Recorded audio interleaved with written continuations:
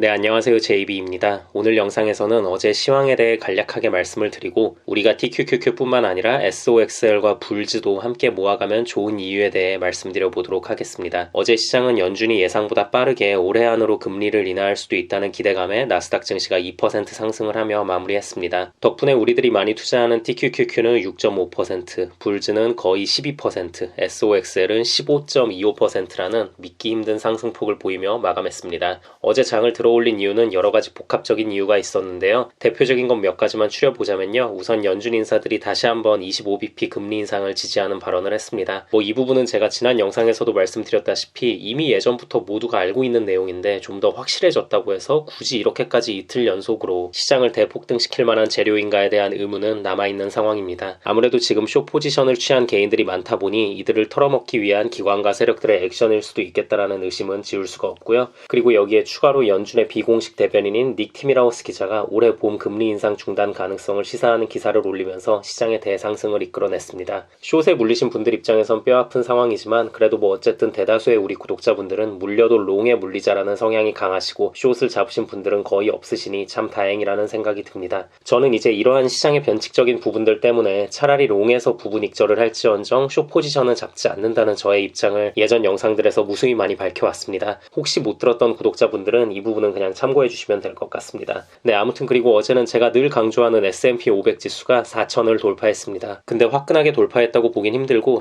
4,019에 딱 주차를 시키며 마무리했습니다. 과연 이번에도 4,000이라는 강력한 저항선에 막혀 곧 다시 아래로 떨어질지 아니면 이번만큼은 상승세를 확실하게 이어나가서 더 쭉쭉 올라갈지 이번 주 발표되는 실적 발표와 함께 잘 지켜볼 필요가 있을 것 같습니다. 이제 이 부분과 관련해선 현재 인플레도 꺾여가고 있는 추세이기 때문에 예전과는 다르다. 이번만큼은 다시 하락할 일 없이 상승으로 쭉 갈 수도 있다는 의견이 꽤 많이 나오고 있는 상황이고 나름 일리 있는 예측이라고 생각은 드는데요. 그런데 한 가지 제가 걱정스러운 부분은 시장 참여자들의 심리를 알아볼 수 있는 지표인 Fear and Greed 지수가 다시 65를 가리키며 시장이 또 한번 확실한 그리드 상태를 보이고 있다는 점입니다. 이상하리만큼 작년부터 이 Fear and Greed 지수가 정말 잘 맞아떨어지고 확실한 그리드 상태로만 갔다 하면 단기 고점인 경우가 너무나도 많았습니다. 그래서 이번에도 이 부분이 좀 걱정이 되는 상황입니다. 자, 그리고 또 한 가지는 중국의 본격적인 리오프닝 소식이 시장을 뒤흔들면서 특히 중국 매출 비중이 큰 기업인 애플과 테슬라가 좋은 상승을 보여줬습니다. 애플은 2.3%, 테슬라는 무려 7.7%의 상승을 보여주며 나스닥의 주가 상승에 기여했고 특히 반도체 섹터는 경기 침체에 대한 불안함이 약간은 거친 것과 함께 다른 건 모르겠지만 이번 하락장에서 가장 타격이 컸던 반도체 섹터만큼은 정말 바닥을 찍은 것이 아니냐는 의견들과 함께 거의 모든 유명 반도체 기업들이 5% 이상의 큰 상승폭을 보이며 SOXL 역시 엄청난 폭의 상승을 할 수 있었습니다. 네, 그리고 오늘 썸네일 제목으로 사용한 TQQQ뿐만 아니라 SOXL과 불즈도 함께 모아가면 좋은 이유에 대한 제 생각을 말씀드려 보겠습니다. 제가 예전에 올린 영상에서도 한번 언급을 했었는데요. 우선 SOXL과 불즈